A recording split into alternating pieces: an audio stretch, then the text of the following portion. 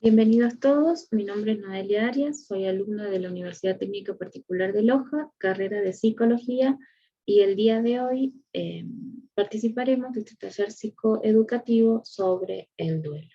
Para iniciar, hay que diferenciar el duelo de tipo normal del duelo patológico. El duelo, el desarrollo normal del duelo implica un tránsito,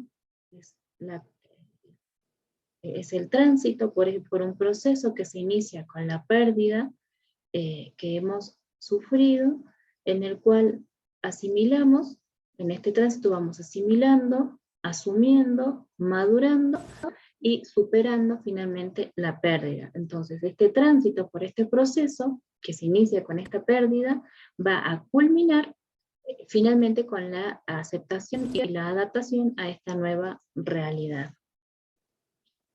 El duelo de tipo patológico es entonces este fracaso, se produce un fracaso en este proceso de adaptarnos frente a la pérdida, que para nosotros es fundamental. Entonces estamos en presencia del duelo de tipo patológico. Es imprevisible saber la duración del duelo patológico, así como las consecuencias y las secuelas que va a tener para la persona. Puede ser en el duelo de tipo patológico puede haber una intensificación de las respuestas adaptativas o un alargamiento en cuanto al tiempo de resolución, en cuyo caso se habla de un duelo de tipo complicado o no resuelto. Entonces también puede haber en este tipo en el duelo patológico, podemos estar hablando de un duelo complicado o no resuelto, cuando hay una intensificación de la respuesta adaptativa o un alargamiento en el tiempo que deberíamos ya resolver. O por el contrario, otro tipo es aquel donde hay aparición de un cuadro ya de tipo psiquiátrico más complejo. Y estaríamos hablando del duelo patológico de tipo psiquiátrico. En el duelo complicado o no resuelto, vamos a decir que ocurre entre un 5 y un 20% de las reacciones del duelo. Van a ser alteraciones en el desarrollo de este proceso que iniciamos ante la pérdida por un exceso o por un defecto en las manifestaciones en nuestras manifestaciones exteriores. Pueden ser excesivas o por el contrario puede haber una ausencia. En tal caso estaríamos hablando de un duelo ausente o retardado cuando hay una negación de lo que ocurrió. Negamos y tenemos la esperanza del retorno de la persona fallecida. Luego tenemos un duelo inhibido cuando se produce ansiedad emocional con la imposibilidad de expresar manifestaciones, lo que nos ha producido la pérdida. Tenemos el duelo prolongado o crónico, cuando hay síntomas depresivos que van más allá de los 6 a los 12 meses. Luego tenemos el duelo no resuelto, cuando la persona permanece fijada en la persona que falleció y en las circunstancias que rodean a su muerte, sin poder volver o sin que haya un retorno a la vida habitual. El duelo intensificado es aquel donde hay una intensa reacción emocional sostenida en el tiempo. El duelo enmascarado hay una manifestación de síntomas somáticos, y finalmente las reacciones de aniversario, anormalmente dolorosas, es cuando una vez cumplido el primer año del fallecimiento de la persona, cada vez que determinadas fechas producen un agravamiento o se agudizan las emociones. Por ejemplo, el aniversario del fallecido, el cumpleaños del fallecido, o el día del padre, el día de la madre. Por otro lado, tenemos que el duelo psiquiátrico es aquel que va a cumplir, como habíamos dicho, todos los criterios para que se enmarcan en un verdadero trastorno psiquiátrico. Aquí vamos a mencionar el duelo histérico, que en este hay una identificación con la persona fallecida, se manifiesta un cuadro similar al que motivó la muerte. O sea, la persona, el sobreviviente, comienza a manifestar reacciones similares a la enfermedad o en lo que motivó el fallecimiento de nuestro ser querido. El obsesivo, se practican rituales como un intento para mantener el control del recuerdo del fallecido. Hay ambivalencia emocional que crea fuertes sentimientos de culpa que culminan con una depresión grave y prolongada. El melancólico, hay una pérdida de autoestima y aparecen ideas suicidas. En cuanto al maníaco, hay negación sostenida, excitación psicomotriz, hay un humor expansivo con evolución a un cuadro depresivo. El delirante, hay presencia de delirios justamente y alucinaciones. El paranoide, se experimentan reacciones hostiles, hay una protesta de tipo paranoide y la persona se convierte en un querellante patológico. En cuanto al somatizador, hay tendencia a somatizar, a manifestaciones de somatización. Entonces, estas son las características del duelo patológico, y en cuanto a la perspectiva del duelo, tenemos que decir que la mayoría de las personas superan el duelo sin ningún tipo de tratamiento psicológico, sin ningún tipo de intervención. Un factor muy importante para que ocurra esto es el apoyo proveniente de familiares o de amigos. Mientras mayor apoyo recibamos, vamos a poder afrontar estas situaciones de la mejor manera. También los ritos funerarios propios de cada cultura van a cumplir un papel primordial si no son excesivamente rígidos. Todo esto lo que ayuda es a facilitar la expresión de la aflicción y de las emociones, canalizar la redistribución de bienes y ayudar a concluir con asuntos que no pudo terminar el difunto. Hay un valor simbólico y de comunicación, y se facilita en las expresiones de pesar, lo que hacen es facilitar la cohesión social. En cuanto a los factores determinantes, hay determinadas características que el curso de la reacción del duelo va a ser influido por distintos factores.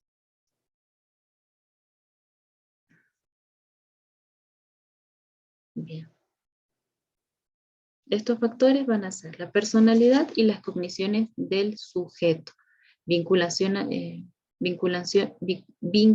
ansiosa, ambivalencia obsesiva, es decir, características de la persona, del sobreviviente.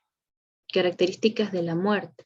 Esto tiene que ver con las reacciones, no van a ser las mismas ante una muerte esperada, por ejemplo, por una enfermedad prolongada, que si no es lo mismo si la muerte es repentina y calamitosa, por ejemplo, un accidente, un suicidio o homicidio.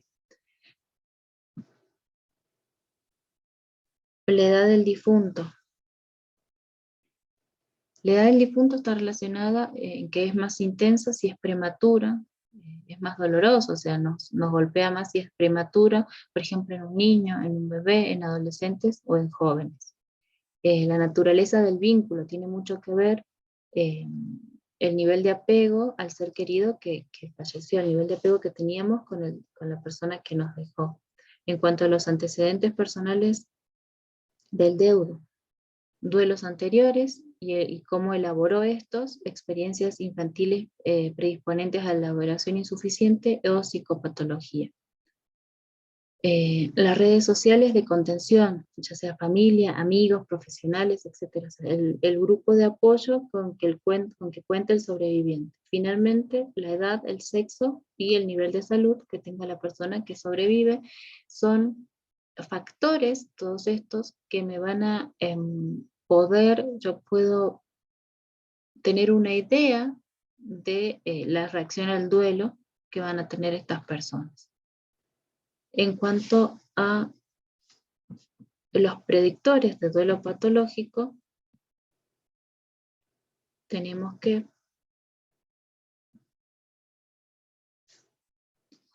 pérdidas múltiples o acumuladas, crisis concurrentes, enfermedad física o psiquiátrica previa o actual, duelos no resueltos, de pérdidas previas, falta de sistemas de apoyo emocional y social, relación altamente ambivalente o dependiente con el difunto, muerte repentina e imprevista, incluyendo el suicidio, situación socioeconómica conflictiva, obligaciones múltiples, por ejemplo, crianza de hijos, la economía familiar, personalidad premórbida, poco adaptativa, y hay mayor fragilidad si el sobreviviente es varón. Entonces, todas estas características lo que hacen es predecir el desarrollo de un posible duelo del tipo patológico.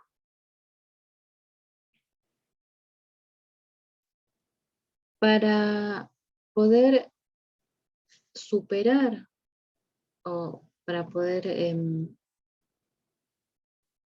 trabajar en la realización, trabajar en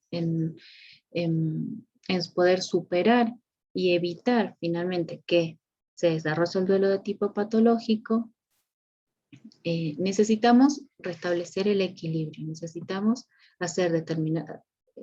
realizar ciertas tareas con el fin de que este equilibrio pueda ser restablecido y así poder finalmente completar el proceso de duelo y evitar el desarrollo del duelo de tipo patológico.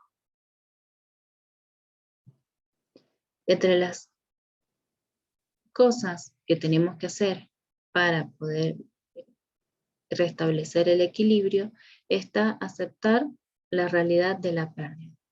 Se debe salir del estado de negación que no permite terminar de no poder creer lo que ha ocurrido. La negación puede variar desde una ligera distorsión hasta un engaño total, eso depende de cada persona, y aunque la negación proporciona un alivio transitorio, impide seguir adelante con nuestras vidas. Entre las formas de negación y su reforzamiento podemos identificar no sentir dolor, el bloqueo de sentimientos, evitar sentimientos dolorosos, idealizar al difunto, evitar cosas que provoquen su recuerdo y, lo más lamentable, uso de drogas, alcohol o psicofármacos. Para trabajar con la negación desadaptativa y perniciosa es necesario que el doliente exprese todo lo que siente. Por ejemplo, lo que sucedió el día de la muerte, e insistir en repetir frases que representen la nueva realidad. Como por ejemplo, mi hijo ha muerto, mi esposo ya no está conmigo. Va a ser importante proporcionar evidencias para que nos permitan constatar la realidad del fallecimiento, o sea, que es algo que ocurrió. Entre esto puede ser hablar de la pérdida, contar circunstancias de la muerte de manera objetiva o visitar el cementerio. Estas actividades lo que nos van a hacer es aportarnos evidencias de que realmente sucedió, se produjo un fallecimiento y nos va a ayudar a salir de la negación. Otra actividad que debemos realizar para poder completar este proceso es trabajar sobre las emociones y el dolor. Es objetivo, será objetivo de esta tarea conseguir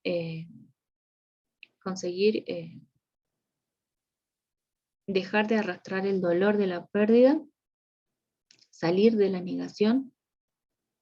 La negación, por ejemplo, no sentir, bloquear sentimientos, negar el dolor. Salimos de esta negación que nos produce parálisis al evitar pensamientos dolorosos. Entonces va a ser fundamental expresar cómo estamos viviendo y qué sentimientos, qué emociones tenemos, sin censuras. Debemos buscar el espacio para la expresión libre de los sentimientos.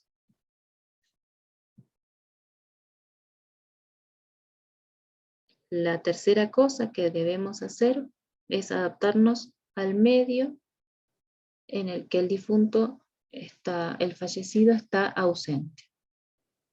Aquí en este punto es muy importante desarrollar nuevas habilidades y asumir roles que antes desempeñaba la persona fallecida. Se debe reforzar el desprenderse, del ser querido sin renunciar a su recuerdo. No quiere decir borrarlo, sino renunciar a su presencia física. Se deben buscar soluciones a los problemas surgidos de la ausencia del ser querido.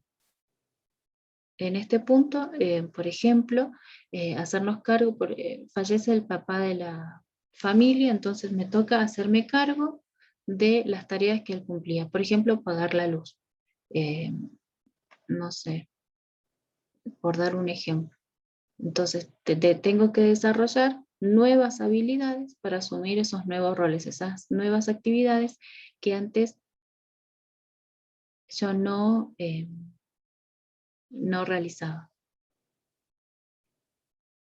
Bien, finalmente, la cuarta actividad que nos puede ayudar es recolocar emocionalmente al fallecido y continuar viviendo. Será necesario iniciar nuevas relaciones, encontrar un lugar adecuado en la vida psicológica del deudo, en un lugar importante, pero que permite encontrar espacios para los demás.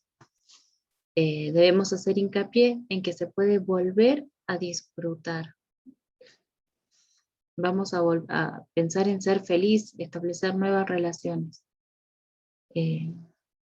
Debemos evitar el apego al pasado que vivimos.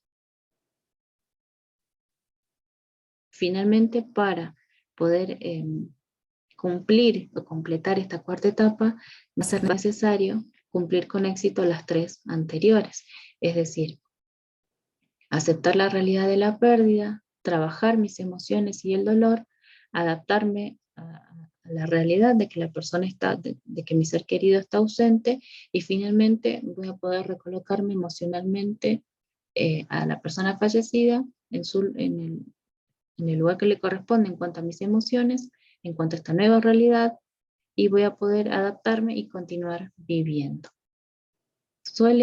Puede ser muy de mucha ayuda también como una opción acudir a terapia psicológica. El psicólogo lo que nos va a hacer es ayudarnos a poder adaptarnos a esta nueva realidad.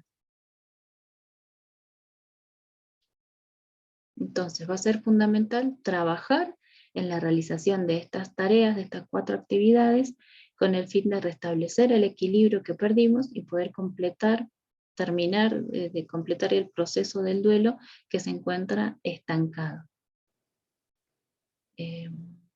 Bien.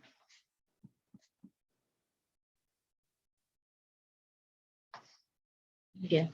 Mediante este pequeño taller de psicoeducación, lo que se persigue es evitar que aparezcan enfermedades, trastornos, por no poder concluir este proceso de duelo que se encuentra estancado. Es muy importante buscar ayuda profesional, buscar ayuda en familiares y en amigos.